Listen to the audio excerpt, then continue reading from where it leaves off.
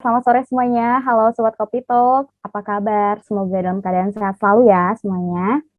Baik, sebelumnya izinkan saya memperkenalkan diri terlebih dahulu. Perkenalkan, saya Novita Ayu, atau bisa dipanggil Ayu, Mbak Ayu. Saya hari ini ditugaskan untuk menjadi MC nih di acara Kopi Talk seri spesial dengan tema Mengapa Saham Emiten TI dan Digital Menjadi Incaran Para Investor. Oke, jadi sebagaimana MC, tugas saya di sini adalah memandu acara dari mulai sampai dengan selesai nanti. Untuk narasumber kita pada hari ini juga akan membahas hal yang luar biasa nih. Mungkin sebelum kita bahas tentang garis besarnya, kita kenalan dulu kali ya, atau kita sapa-sapa sedikit narasumber kita, yaitu Bapak Nizar. Selamat sore, Pak. Halo, selamat sore Mbak Ayu, selamat sore Pak Haryajid, selamat sore Bapak Ibu semua. Senang bisa hadir di Kopi Talk sore ini. Terima kasih Pak Nizar. Berikutnya juga di tengah kita sudah hadir moderator kita nih yang nggak kalah luar biasa. Karena sebelumnya belum pernah hadir nih kebetulan Bapak yang satu ini. Sebelumnya kita selalu Pak Ahmad mungkin ya, kalau penonton setia udah kenal banget nih sama kemarin itu dengan Bapak Muhammad Ali. Nah, pada sore hari ini moderator kita adalah Bapak Haryajid Ramelan. Selamat sore, Pak. Selamat sore, Ayu. Apa kabar semua? Baik, Pak. Oke. Buat teman-teman semua juga kabarnya kayaknya baik nih, Pak. Soalnya dan udah siap banget buat mengikuti acara sore hari ini.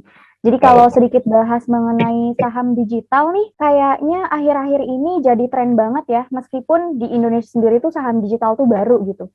Kayak munculnya baru beberapa tahun atau bulan ini juga, tapi langsung ngetop. Bahkan kalau misalkan ya udah follow sosial media kita tuh bisa lihat di reels-nya gimana perbandingan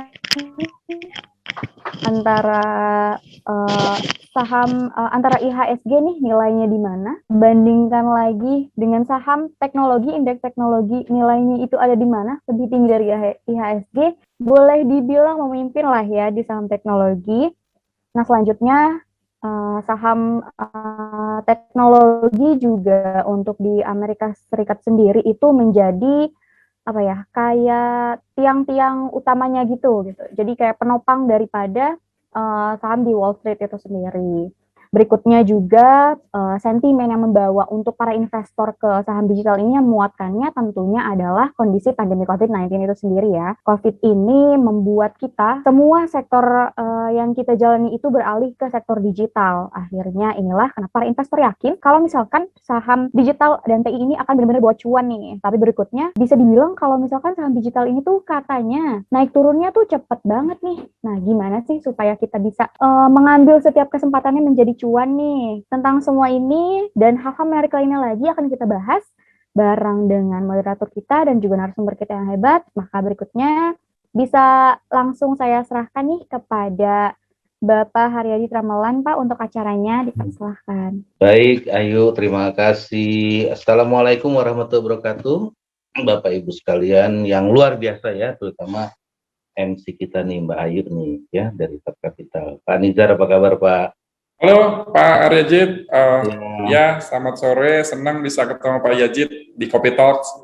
Makasih buat undangannya. Iya. Alhamdulillah, ini kaosnya apa bajunya nih, Run System ya, bagus banget nih. Jadi pengen punya ya. Oh, siap. Aduh, menarik. Ya, biar kita apa ya, kalau lari kan berarti olahraga ya. Biar sehat ya. Dan betul. Saham run sendiri gimana sahamnya? Bagus juga ya, sehat juga ya. Kalau dari harga IPO sehat lah ya. Alhamdulillah. Baik, Bapak Ibu sekalian, hari ini topik yang diminta dari panitia ini adalah mengapa saham emiten teknologi dan informasi dan digital ini menjadi incaran investor. Ini sejak tahun ini memang gila banget ya, hampir semua saham-saham itu naik dan sekarang sudah mulai ada yang melemah ya, walaupun tidak sedikit masih bertahan ya di atas harga IPO atau bahkan masih tinggi, tapi ada juga yang sudah mulai melandai. Tapi menarik ya bagi kita, dahsyatnya luar biasa nih, entah karena pom-pom, entah karena memang growth-nya yang bagus ya, kalau orang bicara fundamental, atau memang ada sesuatu yang menarik sekali ya, karena memang sejak kelahirannya kalau bicara startup, bicara digital itu wow, orang antusias sekali. Nah, hadir di sebelah saya kalau dari sini ya, di hadapan kita semua nih salah satu direktur dari perusahaan TBK ya, yang berharap kira-kira sahamnya nih bisa masuk ke ini nggak nih Om Nizar nih. Sekarang nih ada di posisi apa nih? Papan pengembangan atau akselerasi? Dan kira-kira punya peluang lah ya ke papan utama ya. Harapannya gitu ya Pak Nizar ya. Harus dong ya. Oke. Ya. Harus. Ya, harus dong. Nah, hari ini tentu kita tidak bicara tentang saham TIAJ ya, tapi banyak hal yang mungkin nanti kita bisa bahas dengan pembicara yang luar biasa, Pak Nizar ya. Ini namanya singkat banget, Nizar. Nggak ada embel-embel ya. Kalau saya kan Hari Haji Tramela, nih Nizar aja udah gitu ya. Betul Pak Yazid. Oke Pak Nizar. Ini langsung aja Pak ya, ini saya juga praktisi yang mengikuti perkembangan saham-saham digital yang kadang-kadang kecolongan terus ya, begitu kaget, begitu naik, waduh, akhirnya ya cuma bengong aja ya. Bisa menikmati sih, bisa menikmati, tapi ya tidak banyak, karena memang pelurunya sedikit kali ya. Oke. Pak Nizar, ini saya mau bertanya terkait dengan, kalau saya bilang salah satu IPO suksesnya IT itu adalah ketika memang kinerjanya bagus ya. Ketika kinerjanya bagus, maka bisa jadi investor itu akan terus melakukan pembeliannya. Nah, mungkin saya mau bicara dari sisi Pak Nizar dulu ya, terutama dari run system sendiri. Itu boleh dong Pak ceritakan run system itu seperti apa, biar kita sedikit melek tentang saham IT yang ada. Kebetulan topiknya hari ini adalah tentang digital, saham-saham dari emiten TI ya Pak. Silakan Pak Nizar. Ya, makasih banyak atas kesempatannya sekali lagi teman-teman panitia, dan juga saya senang sekali acara ini dimoderasi oleh Pak Haryajid ya. Kita tahu Pak Haryajid adalah praktisi pasar modal yang ya sudah kita sama-sama tahu malang melintang puluhan tahun ya di ini. Saya senang sekali nih Pak Yazid. Jadi sore ini kalau Pak Yazid mau kita mengeksplor pertama running system itu apa ya? Karena memang pada 8 September lalu kami IPO ya, alhamdulillah. Mungkin saya tarik ke belakang bahwa di 8 September itu usia PT Global Success Solutions TBK atau Run System itu di usia yang ke 7 ya. Jadi dari tahun 2014 kami secara formal berdiri, walaupun dari 2013 sebetulnya sudah masuk di inkubasi programnya punya Telkom Indonesia TBK. Ini maksudnya dari Telkom ya Pak ya, dari inkubasi. Betul, inkubasi Telkom namanya Indigo. Founder kami ada Pak Sony dan Pak Kiangi di sana yang membuat jadi From Enterprise yang tujuannya untuk singkatnya digitalisasi enterprise, di mana kemudian inventorinya sebelum diproduksi, kemudian juga ada produksinya sendiri, kemudian sesudah menjadi finished good masuk lagi di inventory sebelum ke sales and distribution, kemudian di operationnya juga terkait hal keuangan maupun human capital itu ada satu program di situ juga, atau modul ya, kami namakan modul, ada human capital management system, ada financial and cost control management system. Nah, itu semua dari hulu ke hilir atau end-to-end sistem kami punya. Nah, di mana produk-produk ERP yang end-to-end semacam ini, kami sendiri sebagai prinsipal ERP lokal karya anak bangsa ya, saya bisa sampaikan bahwa berdiri di Yogyakarta di tahun 2014 ini.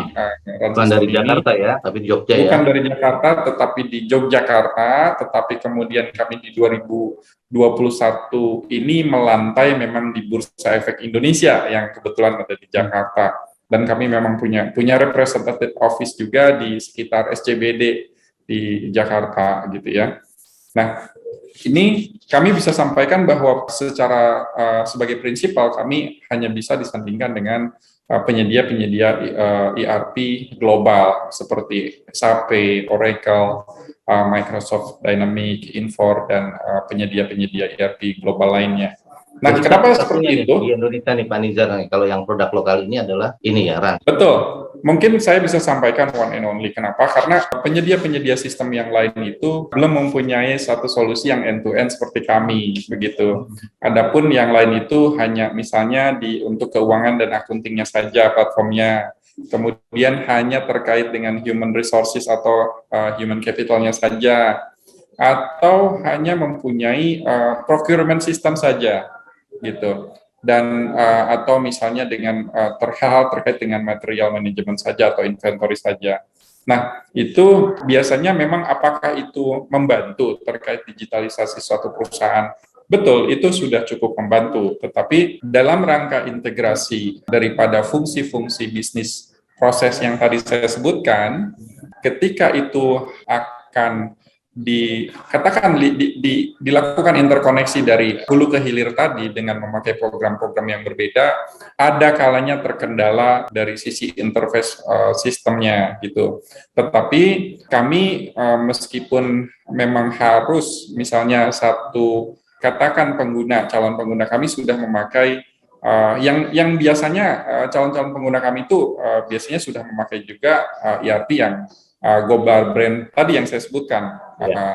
Nah, itu apakah bisa diintegrasikan dengan sistem kami? Nah, itu pada prinsipnya bisa. Nah, interkoneksi seperti itu memang diharapkan melalui integrasi sistem tadi bisa memberikan satu efisiensi bisnis proses yang pada akhirnya nanti biasalah kita mungkin karena kebetulan saya juga di sini CFO yang ujung-ujungnya kita ada pengaruh ke bottom line atau ke net income yang lebih baik karena efisiensi yang tercipta melalui digitalisasi tadi, Pak Yajid. Nah, kurang lebih seperti itu gambaran produk kami. Baik, Pak Nijar, wah keren ya. Yajid, ya. Bicara run system ini ternyata satu-satunya di Indonesia, bertempur di Indonesia dengan pesaing yang bisa dikatakan sudah punya nama. Brandnya brand global lagi, ini luar biasa. Pak Nizar. Ya. Kalau gitu Pak Nizar, tantangannya apa nih dan sekaligus peluangnya ya terkait Run System sendiri atau PT Global Sukses Solusi untuk bisa berperan aktif, apalagi sudah masuk ya, ada pendanaan besar mungkin yang kemarin diperoleh dari IPO, dan ini pasti banyak peluang yang sudah disiapkan, atau tentu juga melihat tantangan brand global itu nggak mudah loh ya. Karena apalagi pemain lokal bukan dari Jakarta tapi dari Jogja, apa nggak dicibirin tuh sama pemain-pemain besar itu ya, termasuk mungkin calon pelanggan ya, pasti ada seperti itu. Oke, silakan. Ya, baik Pak Yajid, menarik ini tantangan dan peluang ya. Memang mungkin saya ke tantangannya dulu. Memang tantangannya mungkin lebih besar itu kembali ke kami sendiri sebagai prinsipal ERP lokal ini. Bagaimana sih tantangannya lebih spesifik begitu ya? Lebih spesifik mungkin seperti ini. Ketika mendapati sebuah proyek gitu ya, manakala itu memang kebetulan di masa pandemi ini juga proyek-proyek itu kemudian memang cenderung mengalami peningkatan ya permintaan. Nah, SDM kami memang kami sudah tambah dari awal 2020-an itu hanya sekitar 45 sampai 50 orang saja. Nah, kemudian dari pertengahan tahun ini 2021 ini sudah menginjak hampir 100, dan sekarang mungkin ada di headcount 110 orang. Dan itu baik dari sisi engineer, kemudian teman-teman delivery and services, development and operation, dan hal-hal terkait dengan sistem yang memang padat daripada human capital di sana gitu ya. Tetapi peluangnya bisa saya sampaikan ini justru pertama karena memang kami sudah melantai di bursa ya, kami mempunyai positioning sendiri dengan menjadi perusahaan TBK lebih dikenal, kemudian juga kami mempunyai distribution partner yang juga mungkin mempunyai reputasi terbaik di industri ya. Misalnya di tech industri sendiri, ya Telkom Indonesia Tbk sendiri yang merupakan memang kebetulan ya BUMN besar di Indonesia, terbesar barangkali gitu ya. Itu memang salah satu distribution partner kami. Kemudian juga ada lembaga keuangan kenamaan juga gitu ya, memang juga kami menjadi distribution partner kami di sana. Kemudian juga pengguna-pengguna kami yang relatively memang secara ya size gitu ya, itu merupakan pengguna-pengguna yang istilahnya kalau kami sebut katakanlah kalau misalnya use case yang pertama itu ada Taman Wisata Candi Pak Haryajit gitu ya. Nah ini kan baru saja di minggu ini juga kami menginformasikan lah ya ke teman-teman media bahwa Taman Wisata Candi ini juga kan mengelola Taman Mini Indonesia Indah gitu ya yang beberapa waktu lalu diambil alih oleh negara, kemudian pengelolaannya dipercayakan kepada Taman Wisata Candi yang sebelumnya memang mengelola kawasan wisata di Candi Borobudur, Candi Prambanan, Candi Ratu, Boko dan lain-lain. Nah, kebetulan sebelum kami bergabung, kedatangan tamu dari direksi dan kepala divisi IT ke sini dan memang ngobrol-ngobrol sebelum webinar ini dan manfaat yang sudah dirasakan pada saat mengelola di kawasan wisata di Candi Borobudur dan Candi Prambanan ini, harapannya bisa diterapkan atau diimplementasikan di Taman Mini yang sudah dimulai implementasinya. Dan memang tadi disampaikan juga untuk di Taman Mini Indonesia Indah itu sendiri, itu tantangannya juga berbeda karena sebelumnya dikelola oleh yayasan. Kita semua tahu di Taman Mini Indonesia Indah itu dikelola oleh yayasan, sehingga memang orientasinya bukan ke arah profit, tetapi kemudian begitu diambil alih oleh negara dan pengelolaannya dipercayakan kepada Taman Wisata Candi yang kemudian memang pengguna daripada run system, ini menjadi satu challenge tersendiri untuk manajemen Taman Wisata Candi, tetapi ini merupakan peluang bagi run system untuk apa?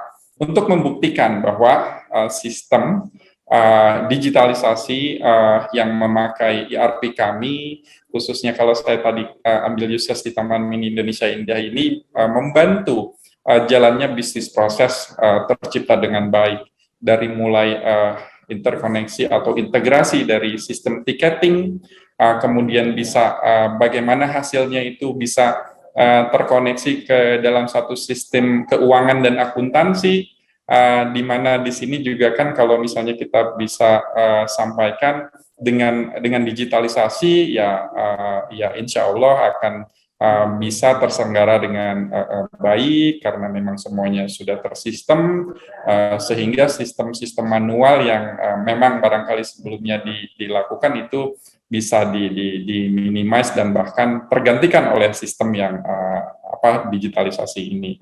Nah itu mungkin Yajid ya, mungkin yang saya ambil contoh yang terdekat aja lah yang ada di Jakarta ya gitu ya. Wow. Wah, luar biasa run system. Ini sekarang kita bicara agak sedikit melebar ya nih Pak Nizar ya. Ya. Kalau tadi ada sedikit bicara run system, kalau sekarang kita bicara saham-saham emiten ya atau perusahaan TBK yang lahir 2021 terutama. Dan ini menurut riset ya dari teman kita juga ya, analis dari MNC, Head of Research mengatakan bahwa sampai Juni saja itu pertumbuhan dari saham-saham digital ini growth-nya udah tinggi banget ya, 479%. Ini angka yang saya pikir, wow, hanya di bulan 1 semester kenaikannya di saham ini dahsyat ya. Mengambil semua lah ya, seluruh saham sedunia mungkin kalah ya, termasuk Udin sedunia pun kalah ya. Karena ini bicara teknologi yang saya wow ngeliat gitu. Nah ini bicara ini tentu gak masuk akal ya. Sebagian orang pasti bilang gak masuk akal. Masa sih ya Warren Buffett atau siapapun kalau datang ke Indonesia ngeliat ini gila nih saham nih. Gue beli aja untuk 400% bisa 10 tahun, ini cuma hanya hitungan 1 tahun nggak sampai ini bisa untung seperti ini. Nah, pertanyaan saya gini Pak Nizar, apa sih yang mendasari euforia ini sehingga investor ini kok cenderung gila ya? Yang saya bilang membabi buta, membeli saham apa aja, pokoknya hantam kromo. Nah ini tentu kan kita harus mengedukasi investor kita. Mungkin nggak sih, make sense nggak sih kalau satu saham naiknya seperti ini? Nah ini juga tugas kita sebagai orang yang sudah lama di pasar modal, karena jangan sampai terjebak. Nah ini kan juga ada juga ya pengalaman mungkin orang melihat dari Bukalapak kurang begitu apanya ya, kenaikannya hanya 2 hari dan sekarang tidak tumbuh lagi. Nah ini mungkin bisa dijelaskan nih, kebetulan di sini saya yakin banyak investor, banyak pelaku pasar yang kita perlu edukasi. Nah ini menurut Pak Nizar, pandangannya seperti apa Pak euforia yang terjadi di tahun ini Pak?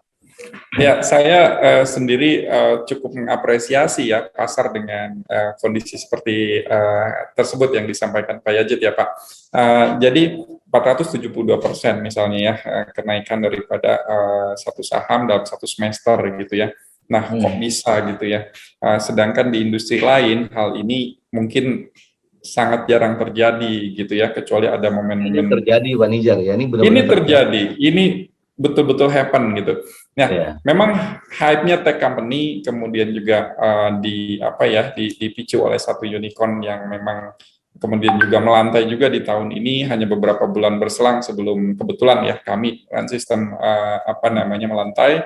Yang sebelumnya juga ada perusahaan data center yang melantai juga, yang itu juga lumayan luar biasa, market cap-nya cukup besar dan bahkan bisa mungkin menyaingi saham-saham LQ45 bahkan ya secara kapitalisasi. Nah, apakah ini wajar atau tidak? Pertanyaan menarik Pak Yajid. Teman-teman barangkali juga ada analis yang ada di sini di Zoom ini, kemudian juga pelaku pasar dan juga teman-teman investor gitu ya. Barangkali hype industri ini kan kalau misalnya kita tadi sempat Mbak Ayu singgung di market US, misalnya di luar negeri, itu mungkin sekitar 10-an tahun yang lalu sudah terjadi gitu ya. Nah, kemudian di kita sendiri kan sebetulnya ya digitalisasi atau terkait dengan teknologi ini kan nggak ada ujungnya nih. Sampai misalnya kita sendiri kalau ikutin handphone mungkin setiap bulan beberapa bulan sekali ada model baru gitu ya. Kemudian memang walaupun 10 tahun yang lalu katakan di US kemudian di kita baru terjadi, tetap itu sesuatu yang dinanti memang. Namanya penantian, begitu hadir euforia itu memang mau nggak mau tercipta seperti itu ya. Nah, tetapi meskipun demikian, saya setuju dengan Pak Yajid, kita harus tetap memberikan edukasi sebetulnya secara fundamental sendiri, apakah itu wajar terjadi atau tidak. Nah, barangkali kan kita kembalikan lagi ke masing-masing emiten yang menjadi target investasi kita, gitu ya. Seperti apa artinya kinerjanya yang tercermin di laporan keuangan, tentunya disampaikan di prospektus pada saat public expose, gitu ya. Kemudian proyek-proyek yang ada di pipeline. Nah, memang turun naiknya bisnis terkait pandemi misalnya, itu juga memang ada pengaruh, tetapi yang paling penting adalah bagaimana sebetulnya milestone besar, artinya jangka menengah dan panjangnya. Kalau misalnya saya boleh pinjam bahasa regulator, itu going concern-nya, begitu kan. Apakah ini tipe-tipe perusahaan atau misalnya emiten atau bisnis yang quote-unquote seperti kalau kita berinvestasi itu hit and run saja, artinya sebetulnya hype sesaat gitu ya. Apakah ini adalah satu platform atau produk yang memang betul-betul dibutuhkan secara universal begitu. Nah, mungkin itu yang perlu diperhatikan oleh teman-teman investor, kemudian juga teman-teman yang ada juga di sini, menurut hemat saya gitu. Karena apa? Karena dengan fundamental tadi itu cukup menjawab bahwa balik lagi ke kinerja.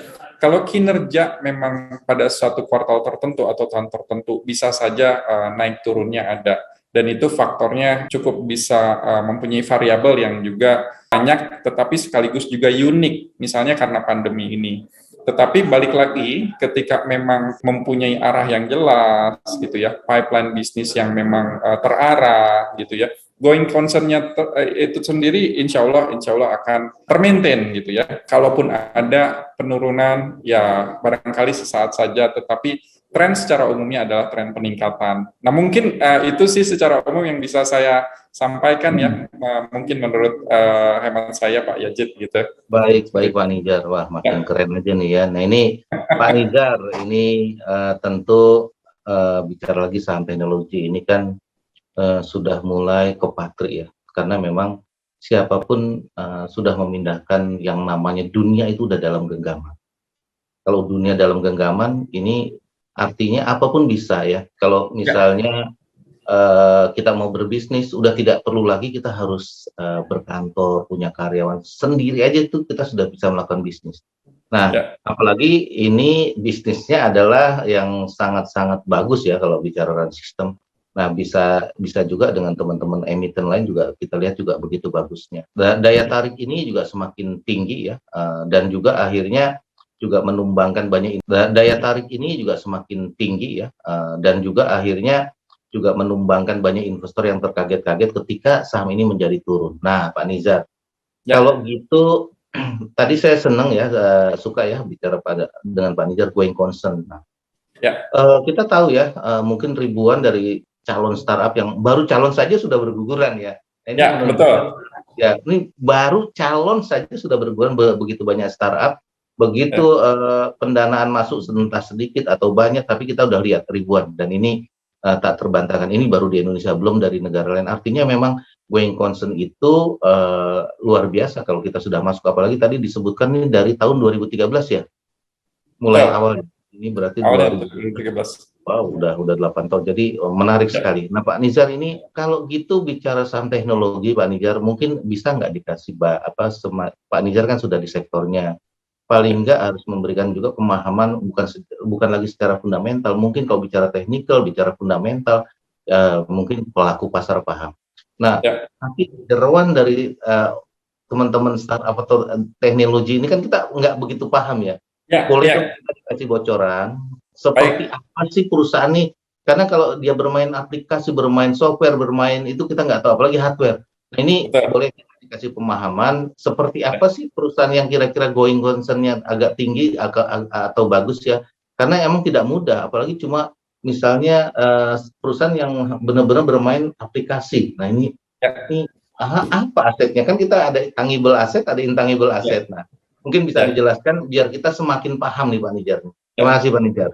Baik, terima kasih Pak Yazid. Makin menarik obrolannya makin sore nih ya.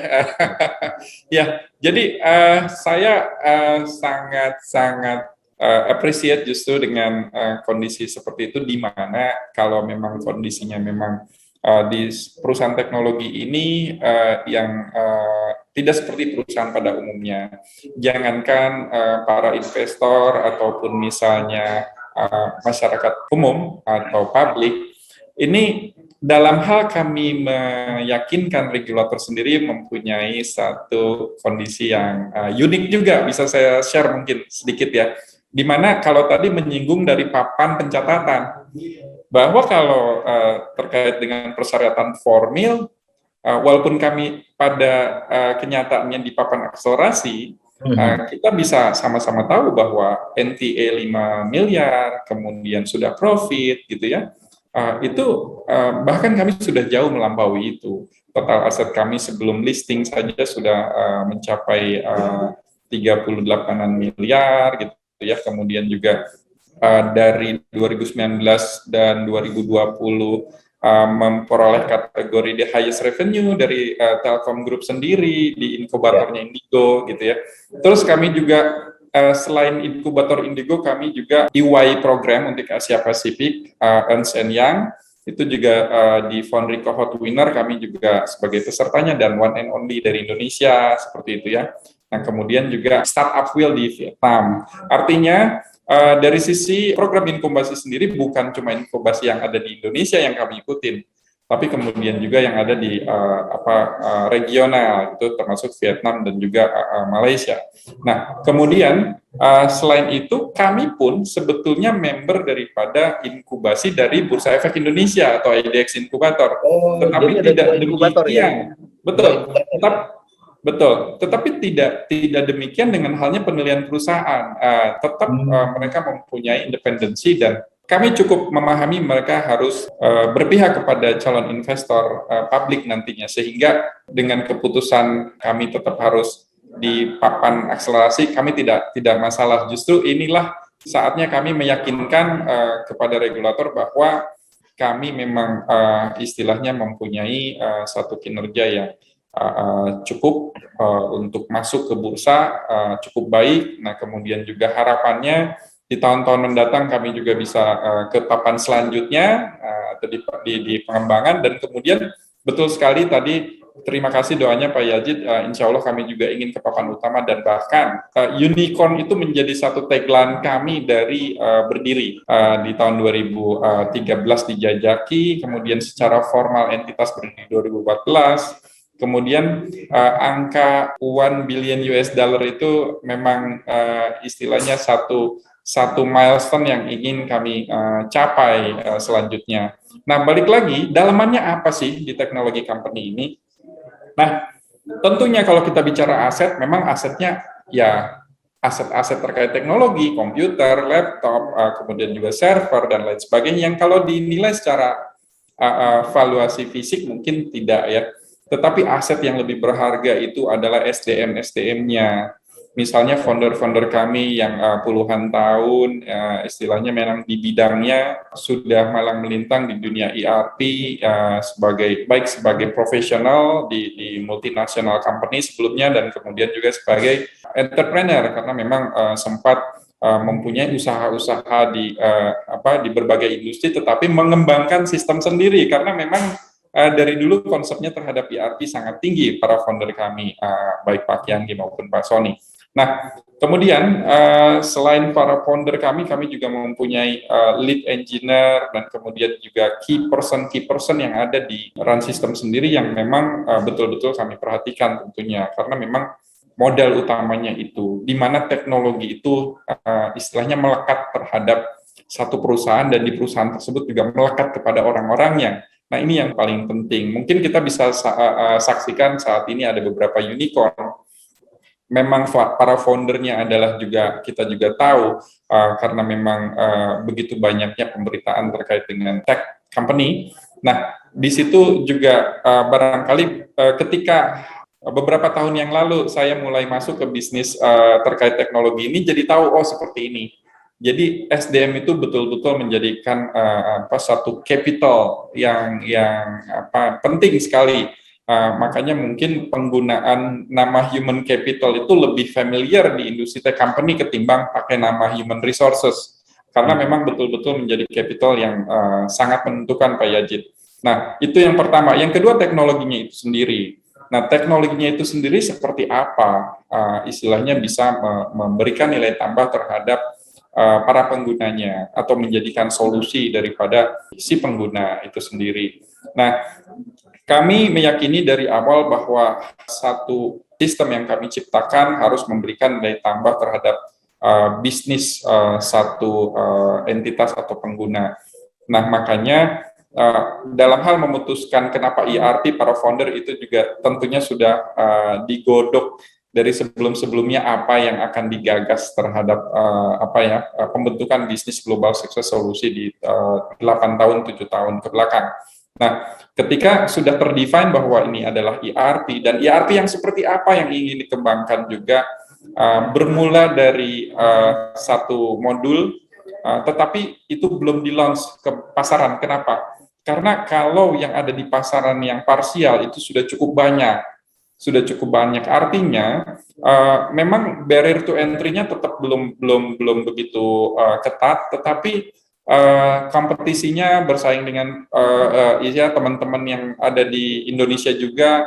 Nah, kami melakukan positioning untuk head to head dengan para pemain global. Yang harapannya apa? Yang harapannya istilahnya kalaupun harus bersaing itu ya kurang lebih tidak dengan teman sendiri lah ya, tetapi betul-betul head to head dengan pemain global yang harapannya juga para penggunanya emang rata-rata yang katakanlah perusahaan yang mempunyai revenue satu T ke atas lah pada umumnya yang memang menggunakan brand global tersebut, dan kami ingin istilahnya mempunyai positioning di situ.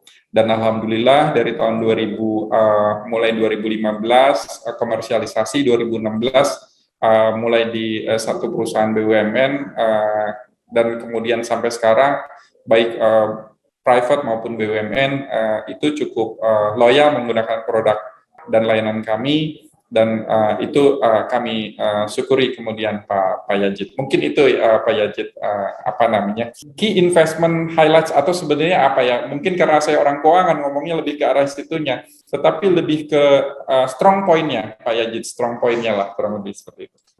Mohon maaf mungkin masih di mute ya Pak Yazid. Oke Pak Nizar, ini ada beberapa pertanyaan ya dari Google Doc ya yang disampaikan. Salah satu pertanyaan itu datang dari Amelia kalau tidak salah, sebentar ini keluar dia. Jadi kelihatannya dia ini adalah value investor ya. Kenapa? Karena dia berbicara bagaimana risiko 10 tahun yang akan datang terhadap perusahaan ini, terhadap emiten ini. Kan bisa saja produk itu sudah usang ya, atau bisa jadi produknya sudah ketinggalan zaman. Mungkin juga peminatnya ini udah sorry deh ya, misalnya dahulu ada BlackBerry tumbang, orang udah nggak mau beli lagi BlackBerry ya. Nah, seperti itu. Kira-kira resiko apa sih? Ini bukan hanya untuk RAN ya, tentu kita bicara dari sisi perusahaan-perusahaan IT yang lain. Kira-kira bagaimana nih, Pak, terkait dengan terima kasih atas 10 tahun yang akan datang? Ya, 10 tahun yang akan datang. Ya, ini pertanyaan dari Amelia Sintama. Ya, Mbak Amelia Sintama, terima kasih banyak pertanyaan bagusnya ya. Artinya saya memang ingin meng-highlight bahwa milestone kami terhadap melaunch sebuah produk itu memang bisa dikatakan 99% masih didominasi oleh produk ERP. Tetapi di dalam produk ERP sendiri kami juga menyadari bahwa keniscayaan satu program atau suatu platform itu menjadi sebuah keniscayaan nantinya akan menjadi katakanlah open source, menjadi bahkan yang tadinya berbayar menjadi gratis, itu kan memang suatu fenomena yang ada di teknologi, dan bahkan tadi Pak Yaji sampaikan juga bisa usang begitu ya. Nah, ini yang kami sikapi. Sebelum ke yang lain, barangkali kami akan coba jawab dengan apa yang ada di kami, bahwa kami mempunyai pipeline research and development untuk mengatasi hal-hal tersebut, di mana dari 99 revenue contribution yang dari ERP saja, kami kemudian sudah mengembangkan satu program yang ERP juga, dalam artian kalau misalnya bisa dikatakan mirip-mirip open source, ya open source jadinya. Kenapa? Karena nanti model bisnisnya yang kami bedakan. Kalau saat ini model bisnisnya ada license fee, di mana teman-teman pengguna itu harus membayar license, seperti halnya di produk-produk brand global. Nah, tetapi kami sudah menyiapkan yang itu nantinya berdasarkan revenue model atau revenue streamingnya adalah transaction fee, di mana platformnya sendiri kami open dan juga bahkan bisa self-implementation seperti itu. Dan ini bukan hanya menjadi satu platform digitalisasi, dan bahkan bisa menjadi satu platform marketplace yang ada, yang terkoneksi dari semua pengguna-pengguna produk kami. Nah, itu sebetulnya apakah sudah kami ungkapkan di prospektus? Sudah. Tetapi kan kami mungkin dengan narasi yang ada di prospektus barangkali belum bisa menjelaskan maksudnya apa sih produk itu, gitu kan. Nah, barangkali kurang lebih seperti itu. Jadi dari suatu sistem perusahaan terbantu, tetapi kemudian bahkan bisa melakukan satu komunikasi satu sama lain secara teknis, secara teknologi, untuk bahkan kemudian bisa bertransaksi, baik itu menjadi prosumer ya, jadi produsen menjadi konsumen, dan bahkan sebaliknya, dan bahkan dengan lembaga keuangan. Seperti itu Pak Yajid kurang lebih. Oke Pak Nizar, ini pertanyaan kedua ini dari Abdi Restu Yuda Pinanggih ya. Ini ada di YouTube, ada Pinanggi ya, Pinangsi atau apa ya. Tapi begini, pertanyaannya menarik ya. Dia menyelami terkait apa sih yang dicari investor ya, terkait dia mau menyuntikkan dana. Nah, ini kan berarti saya mau lihat nih kemampuan Rans ketika menjadi salah satu perusahaan yang diinkubatori oleh Telkom maupun Bursa Efek. Nah, itu kan tentu udah ada dana yang diterima walaupun mungkin belum sebesar IPO. Nah, mungkin bisa ceritakan sedikit case sukses dari Run System ya, dari pendapatan pada saat inkubator. Tentu Telkom masuk, jangan-jangan ya. Ya, Telkom sekarang berapa persen tuh sahamnya Telkom? Ada ya di prospektus ya, pasti ya. Ada di prospektus. Jadi in total Telkom Group itu 18% ya. 18%, banyak juga ya. Tadinya sekitar 24%-an, kemudian terdilusi karena memang ada penawaran publik seperti itu. Oke, sama-sama terdilusi. Tapi masih cukup besar lah dengan Cukup. 18% ya. Ada Ya. lagi nggak investor yang menyuntikkan baik sebelum maupun sesudah dari Telkom? Sebelum Ya. IPO tentunya. Ya, jadi sebelum IPO memang kami ada pre-IPO fundraising waktu itu ya. Diawali dengan Telkom di tahun 2014 yang lalu, kemudian juga ada di pertengahan 2019 kami menjajaki satu due diligence secara bisnis, kemudian juga secara keuangan dan juga secara legal. Itu karena ada beberapa pihak honestly yang ingin menyuntikkan dana ke kami. Nah, sebetulnya kalau misalnya kami mungkin ya waktu itu ya kasih green light semua, ya barangkali struktur modal atau cap table-nya nggak akan seperti ini gitu ya, karena memang pada mau itu istilahnya investor itu kalau bisa ya sebanyak-banyaknya untuk subscribe kepemilikan. Tetapi lain halnya dengan yang dilakukan strategi oleh Run System, kami justru tidak istilahnya terlalu juga kaget dengan adanya penawaran untuk dari calon investor untuk menanamkan modalnya sebanyak-banyaknya. Tetapi kemudian yang menjadi satu concern dari manajemen kami, khususnya juga dari founder, adalah what next-nya. Karena kesejalanan visi, kesamaan misi, itu yang kami inginkan untuk menjaga pipeline daripada milestone perusahaan ini tercipta nantinya ke depan sesuai dengan milestone yang sudah ditetapkan. Nah, diantaranya adalah Kukmin Bank ya melalui entitasnya KB MDI, Centauri Master Fund 2 yang juga kami juga di prospektus sampaikan, itu satu entitas Singapura yang melakukan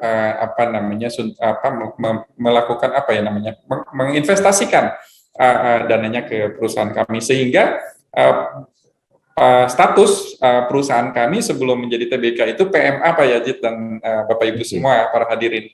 Jadi ya artinya sebelumnya kami juga belum ada pengalaman menjadi PMA, ternyata harus ngurus-ngurus dulu. Kami tadinya beranggapan bahwa yang dengan mau menjadi TBK tuh nggak harus diurus tuh status kami sebagai PMA atau penanaman modal asing, ternyata tetap harus diurus dulu, walaupun setelah TBK itu menjadi tidak pengaruh, Pak Yajid. Baik. Seperti Pak, itu. ini ada pertanyaan menarik nih Pak Nizar, Ya. Ini ada dua ya pertanyaan. Saya rasa bisa dijadikan satu. Ini yang pertama dari chat ya, bagaimana sih menghitung valuasi company ya, apalagi tentu yang di IT ya, yang di teknologi digital. Kemudian pertanyaan kedua nih dari Bu Ayu ya, ini saya kenal banget orangnya ya, kritis banget ya orangnya ya. Ini terkait ke depan, apakah Run System ingin juga menjadi wadah inkubator? Kan dulu dibantu sama inkubator. Tolonglah kami yang masih ini, jangan-jangan begitu. Bu Ayu punya loh startup, jangan-jangan. Siap. Mungkin saya jawab satu-satu dulu yang terkait dengan tadi Pak Yajid yang pertama. Jadi saya lupa ke distract sama yang inkubator ya. Ya, mungkin yang tadi ya valuasi. Saya ingat lagi sekarang valuasi. Jadi valuasi yang kami terapkan memang berbeda-beda di perusahaan IT ini. Ada gross transaction value, ada gross merchandising value. Kemudian kalau misalnya kita perhatikan saham yang beberapa minggu sebelum kami itu Unicorn, Bukalapak itu pakai total processing value gitu. Artinya apa? Total order yang diproses gitu ya.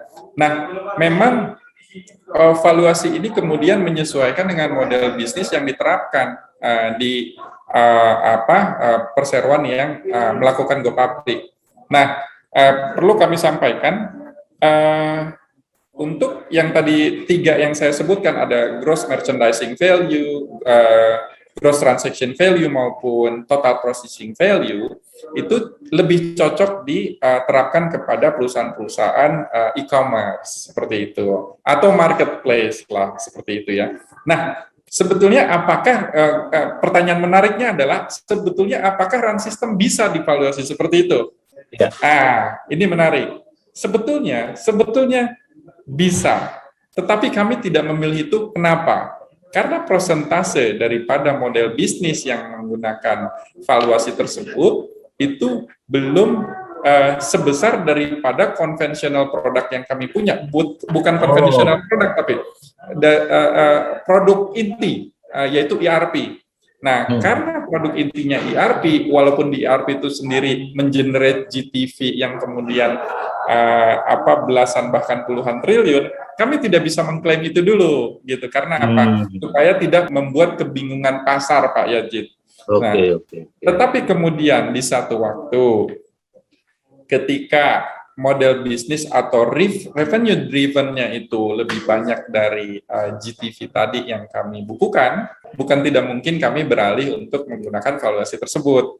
Gitu. Ketika tadi, ini berhubungan dengan pertanyaan 5-10 tahun ke depan, apakah bisnis ini masih relevan? Nah, kami untuk shifting ke arah sana pun sudah siap, artinya kami mau coba beradaptasi se-fleksibel mungkin terhadap market dan juga terhadap teknologi itu sendiri. Seperti itu Pak Yajid kurang lebih. Oke, keren Pak Nijar. Jadi ternyata bisa divaluasi seperti perusahaan-perusahaan e-commerce ternyata enggak dipakai. Padahal peluangnya itu mungkin bisa juga besar ya.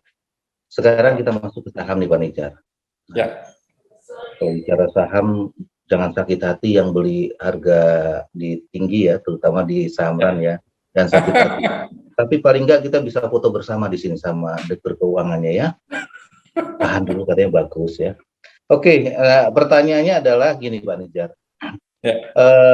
Ke depan ini pertanyaan saya gabung ya, pertanyaan dari Kamaludin, Yunardi, Pak Yunardi dengan Pak Kuncoro. Jadi pertanyaannya yang pertama dari ini adalah saham-saham berbasis digital ini bisa tinggi nggak sih menguasai IHSG? Karena gini ya, ada saham-saham yang blue chip ya, yang nilai kapitalnya besar, itu kan juga sangat mempengaruhi indeks ya. Termasuk mungkin bank kemarin ya, salah satu bank itu juga besar, bahkan naiknya juga gila, itu sempat tinggi sekali di atas bank-bank BUMN. Nah itu membuat orang-orang terkaget-kaget ya. Tapi ini pertanyaannya apakah benar itu akan mampu menguasai ya, terutama yang digital. Nah sekaligus di Pak Kuncoro ini, kalau gitu saham apa nih yang menarik untuk dipegang nih, kata Pak Kuncoro. Yang satu lagi, kalau saya beli kelebihan dari saham IT, kalau saya beli saham IT, kelebihannya apa sih? Nah, itu yang saya gabung ya. Jadi Pak Muhammad Yamani menanyakan kalau saya beli saham IT kelebihannya apa, kemudian tadi kalau dipegang bagaimana, dan tadi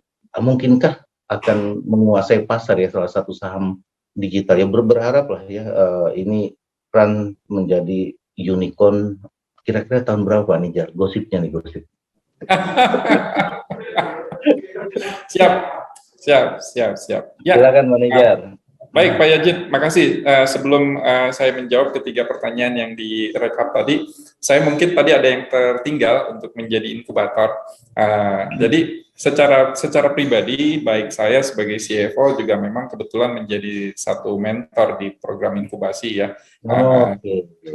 Kemudian juga si CEO kami juga menjadi mentor juga di inkubasi di Telkomsel, di Metra Digital Investama, di banyak tempat, bahkan juga sebagai istilahnya inisiator dari berdirinya ada asosiasi digital kreatif namanya, atau aditif. Nah, jadi memang di dunia startup ini kemudian saya juga cukup dalam berkomunikasi itu cukup saya rasa egaliter ya. Kemudian kami bisa berkomunikasi enak dengan teman-teman Dana, misalnya teman-teman di Gojek atau di Grab gitu. Nah ini saya juga ternyata bisa rasakan di sini, karena engineer kami juga kemudian mempunyai network yang seperti itu. Teman-temannya ada di Gojek, ada di Grab, ada di Bukalapak, ada di Shopee. Nah itu mungkin karena mempunyai frekuensi yang sama, seperti halnya kita teman-teman di market, baik itu di dana pensiun, baik itu di sekuritas, baik itu di aset manajemen, kemudian juga insurance gitu. Itu kita bisa saling terkoneksi gitu. Nah, ini juga di dunia startup juga seperti itu, di dunia teknologi juga seperti itu, dan rasanya kalau saat ini inkubator secara khusus mungkin tidak, tetapi secara person itu kami sangat open untuk komunikasi dan lain sebagainya. Nah, beralih ke pertanyaan-pertanyaan terkait saham, nah mungkin ini juga saya akan mencoba menjawab baik mungkin, karena mungkin kalau saham digital menguasai market, kalau misalnya potensi rasanya cukup besar saat ini ya. Artinya misalnya satu perusahaan yang terkait dengan bank digital yang tadi Pak Yajid sampaikan, kemudian data center, dan saya bukan cuma mendengar, tetapi memang menyaksikan dan juga sempat membantu teman-teman yang terkait teknologi company ini yang akan mempunyai pipeline untuk melantai di bursa, yang mempunyai potensi yang sangat-sangat baik. Yang tadi disampaikan Pak Yajid ada ribuan startup, tetapi kemudian juga yang tumbang juga banyak gitu ya. Nah, artinya yang eksis ini yang sudah melewati saringan-saringan tersebut seperti itu, dan bahkan banyak diantaranya yang sudah hijau, tidak lagi di fase yang burning money seperti itu. Nah, itu kalau misalnya untuk menguasai, kemudian saham apa yang patut untuk dikolek atau dibeli gitu ya. Nah, tentunya ya balik ke yang tadi mungkin saya sempat sampaikan bahwa kembali kepada going concern gitu ya. Terkadang satu bisnis ada naik turunnya, tetapi yang paling penting adalah milestone ke depannya penuh kejelasan, kemudian juga track record daripada tentunya ya dari manajemen, dan kemudian juga pengguna-penggunanya, sebonafit apa pengguna-penggunanya seperti itu. Karena apa? Tentunya pengguna juga tidak ingin asal memilih satu penyedia jasa, apalagi terkait teknologi, karena ini terkait dengan data, terkait dengan kerahasiaan. Nah, ini barangkali itu bisa dicermati oleh Bapak Ibu semua dan teman-teman yang hadir di Kopi Talk sore ini. Nah, kemudian apakah tadi kalau kembali ke menjadi satu unicorn itu berarti 1 miliar US dollar. Masih ada beberapa pertanyaan ya. Ini ada 5 pertanyaan paling enggak yang saya amati. Salah satunya mungkin kalau tadi saya menjadi incaran dari Muhammad Ali, saya pikir sudah terjawab ya. Adalah kalau menurut Pak Nijar, cari perusahaan yang going concern. Kemudian Anggraini Puspitasari, apakah saham emiten TI bisa masuk dalam blue chip? Nah, bukan hanya blue chip, bahkan kalau lihat di Bukalapak kan juga sudah masuk kalau tidak salah, dan bahkan tidak terlalu kemungkinan unicorn itu akan sampai ke sana semua ketika misalnya Tokopedia masuk dan lain-lain, otomatis ya masuk ke saham blue chip. Memang dia ada di digital. Nah, ada 5 pertanyaan yang belum terjawab kalau di data saya, termasuk apakah ada juga yang dari sini peserta lainnya. Saya lihat ini ada satu pertanyaan dari Pak Andik ya, bagaimana analisa prospek. Sebentar ya Pak Andik, kita tunggu dulu Pak Andik ya, karena posisi saya saat ini sebagai moderator. Nah, sudah bergabung Pak Nijar. Ya, mohon maaf tadi sepertinya ada kendala koneksi. Oke, Pak Nijar, nih kita sebenarnya sudah hampir jam 5, tapi harus nanya Mbak Ayu, apakah mau dipanjangin barang 5 menit lagi, bisa ditambahkan waktunya Mbak Ayu? Oke, demi kepentingan para hadirin nih peserta semua, boleh Pak dipanjangin kali ya. Oke. Atau kalau misalkan peserta mau tanya langsung, bisa open mic Pak. Oke, silakan ya, open mic. Ini menarik, peserta lumayan banyak, jadi kalau ada yang mau open mic, silakan. Saya cukup terbantukan ya. Tapi kalau tidak ada yang bertanya, ya akan saya lanjutkan pertanyaan yang sudah ada di list saya. Pertanyaannya silakan ya. Jadi bisa melambaikan tangan ya. Kalau melambaikan sarung tangan jangan ya, terkotor tangannya. Oke, kalau tidak ada saya lanjutkan ya Pak. Ini ada pertanyaan yang agak berbeda ya. Kalau ya ini ditanyakan adalah saham harga wajar saham dari bank digital ya. Jadi Bank Arto dengan Bank Agro. Ini bagaimana menghitungnya, sementara kan Ransan bukan perbankan ya. Nah, mudah-mudahan nanti bisa dijawab. Kemudian ada lagi Tri Ayu Lestari. Nah, kalau tadi Ayu Lestari yang nanya, kemudian kalau ini ada Trinya bertanya bagaimana memilih platform APK untuk investasi saham yang baik. Nah, gue itu dulu Pak, silakan. Ya, baik. Ya Pak Yajud, mohon maaf tadi ada terputus sehingga pertanyaan saya yang saya jawab juga tadi belum sempat tuntas. Mungkin saya tuntasin sebentar bahwa ingin kami sampaikan bahwa di kapitalisasi market sekarang aja mungkin di kisaran hampir setengah miliar, bahkan sempat lebih di harga run sistem kemarin seperti menyentuh yang tertinggi itu hampir bahkan 1 triliun ya market cap gitu. Artinya dengan valuasi 1 miliar US dollar itu sangat memungkinkan untuk kami ketika apalagi kami sudah bisa mengutilize produk-produk kami yang lain dan juga model-model bisnis kami yang lain. Itu satu. Nah, yang kedua beralih ke pertanyaan-pertanyaan yang tadi Bang Arto, Bang Jago seperti itu ya. Ini kemudian menjadi fenomena menarik walaupun beberapa kali saya mengikuti ya webinar-webinar yang digagas oleh OJK dengan pelaku perbankan dan juga pelaku perbankan digital, bahwa sebetulnya kinerjanya memang pada akhirnya memang apakah bisa semua di-serve oleh bank digital. In terms of numbers of client, yes, gitu ya. Tetapi in terms of size, artinya dana pihak ketiga yang dihimpun dan segala macam, kemudian juga fungsi intermediasinya, di mana fungsi intermediasi bank itu tentunya paling sederhananya itu kredit. Nah, barangkali kalau di bank-bank digital ini akan lebih banyaknya di kredit consumer atau consumer kredit seperti itu. Nah, beda halnya dengan bank-bank konvensional yang memang mempunyai model bisnis lebih banyak di corporate kredit seperti itu. Tentunya secara size-wise itu memang sudah menjadi besar terlebih duluan.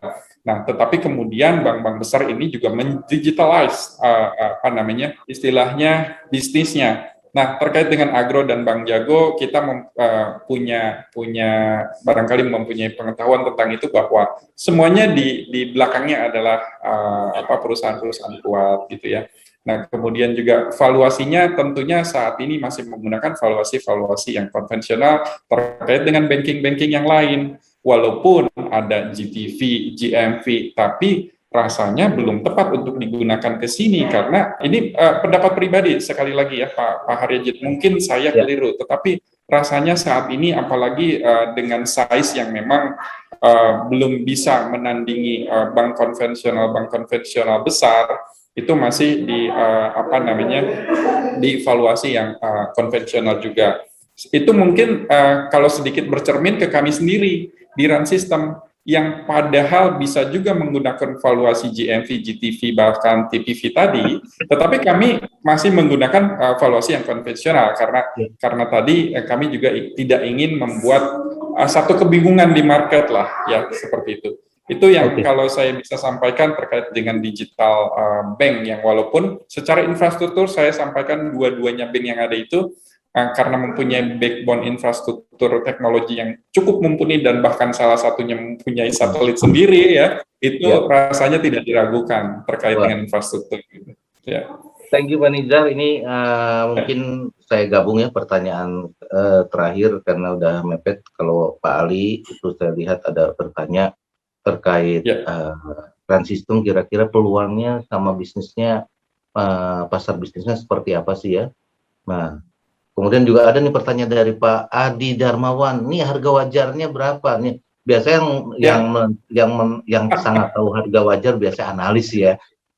Kalau si manajemen biasanya sih lebih bicara tentang kondisi perusahaannya ya.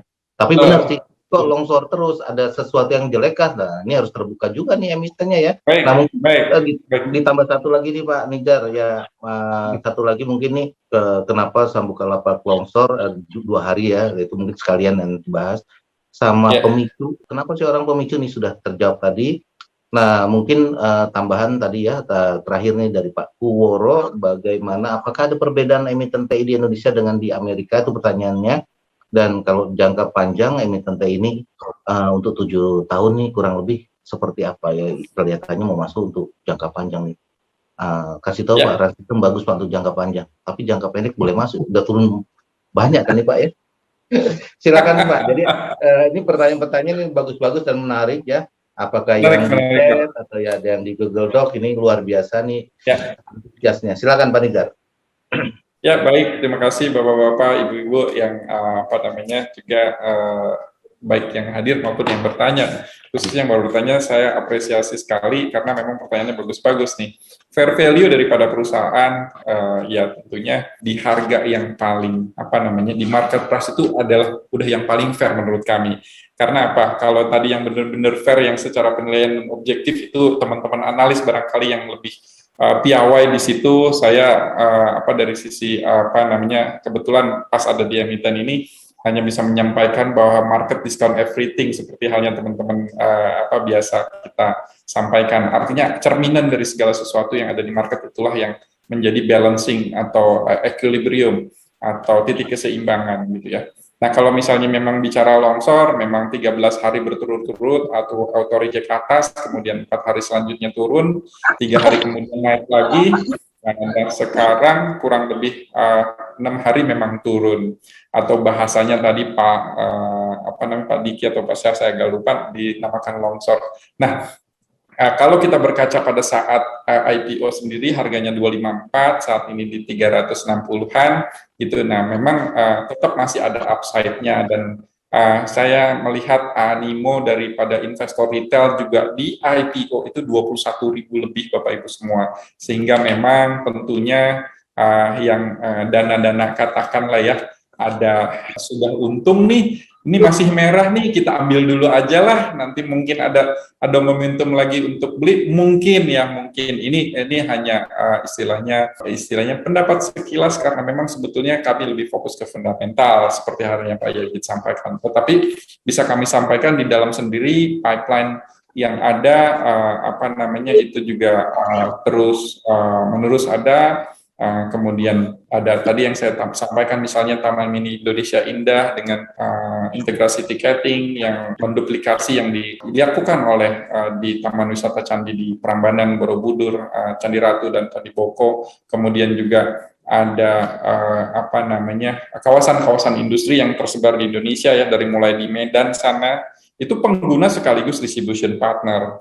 Nah, kemudian juga kami menjajaki baru-baru ini persis 1 hari sebelum IPO itu dengan kawasan industri Jababeka melalui Jababeka Infrastruktur. Nah, kemudian juga ada kawasan share namanya Surabaya Industrial Estate Rungkut. Kemudian juga kawasan Berikat Nusantara atau KBN gitu ya. Itu juga menjadi memang pengguna kami, existing user kami. Kemudian ada jaringan hotel, walaupun industrinya sekarang lagi kurang bagus, hotel Indonesia Natur gitu kan, dari dulu awal-awal itu memang sudah menjadi pengguna kami. Kemudian juga pengguna-pengguna yang lain yang tidak bisa saya sebutkan satu persatu. Nah, kemudian terkait dengan saham juga tadi ya, kenapa pada longsor nih. Nah, itu tadi fenomenanya adalah fenomena tidak menutup kemungkinan untuk profit taking, tetapi kalau melihat untuk ke depan atau misalnya tadi jangka menengah panjang, ini rasanya nafasnya masih panjang karena apa? Hal-hal yang dilakukan tuh masih mungkin secara presentasi masih sedikit ketimbang dari pipeline atau milestone perusahaan sendiri. Nah, kemudian apa bedanya perusahaan IT di Indonesia dengan di luar negeri gitu. Nah, mungkin pertama adalah size wise gitu, size yang besar yang di luar negeri. Kita yang di Indonesia sendiri kalau misalnya walaupun istilahnya pantas atau enggak, sebenarnya komparasinya antara katakanlah yang sama-sama dekat Bukalapak kemudian kami, walaupun size wise sangat jauh berbeda, tetapi kami mempunyai room of growth yang kemudian masih di depan tuh masih lumayan. Karena apa? Dari kami mempunyai tagline tidak menunggu besar untuk IPO, tetapi kami ingin menjadi besar dengan IPO, Pak Yajid, seperti itu mungkin yang bisa kami sampaikan. Ya. Baik, Pak Nizar, luar biasa penyampaian 1 jam lebih ya, ditambahkan dengan peserta yang masih tadi 70-an ya. Ini luar biasa, ini sangat-sangat inspiratif ya untuk kita masuk kepada saham-saham digital. Mudah-mudahan ini membantu Bapak Ibu sekalian untuk berinvestasi, termasuk pemahaman terkait digital yang tadi disampaikan Pak Nijar. Sekali lagi terima kasih Pak Nijar, terima kasih Baik. Bapak Ibu sekalian, dan saya kembalikan kepada Mbak Ayu ya. Terima kasih Mbak Ayu, sukses selalu Pak Nijar, jaga kesehatan. Terima kasih Pak Yajid, sukses selalu Bapak Ibu, salam sehat. Baik, terima kasih untuk Pak Nizar dan juga Pak Haryajid nih, pembahasannya tadi diskusinya cukup menyenangkan dan juga partisipasi dari Ibu dan Bapak semua juga keren banget. Tadi sih yang ditangkap ya, pokoknya saham digital ini potensinya kan bisa menguasai market ya, gitu meskipun setelah banyak yang tumbang gitu, akhirnya banyak juga yang hijau dan enggak lagi burning money. Berikutnya juga, kalau bicara mengenai saham mana sih yang harus dibeli kalau untuk saham teknologi sendiri dan saham lainnya, tentunya kita harus going concern mengenai milestone ke depannya itu gimana gitu, kejelasan perusahaannya, manajemennya, dan juga loyalitas dari penggunanya sendiri. Nah, berikutnya untuk ilmu-ilmu mengenai saham lagi nih, sama tadi katanya untuk harga wajar itu ada yang disebut dengan analis gitu. Juga ilmu-ilmu mengenai IPO perusahaan itu ada pelatihannya dan juga sertifikasinya itu di kami di Tap Capital yang dinamakan dengan CID. Untuk Pak Haryaji dan Pak Nizar sendiri itu sudah mendapatkan sertifikasi itu kebetulan nih. Nah, yang mau menyusul, yang mau hebat juga kayak dua orang berikut ini bisa ikut pelatihannya di kami. Oke, baik. Kita sudah jam 5:11 nih, udah lewat 11 menit juga. Terima kasih masih setia bersama kita. Untuk yang pertanyaan yang masih belum terjawab dan juga tadi ada yang raise hand nih tapi masih belum terjawab, jangan khawatir, jangan juga kecewa, bisa ditanyakan di Kopi Talks berikutnya lagi atau nanti bisa DM, bisa kita bantu untuk penjelasannya di sosial media. Makanya semuanya jangan lupa follow sosial media kita di Instagram atau Facebook Tap Capital Indonesia. Sekali lagi terima kasih kepada semua peserta dan juga narasumber dan moderator. Semoga kita bisa bertemu lagi di 2 minggu berikutnya ya.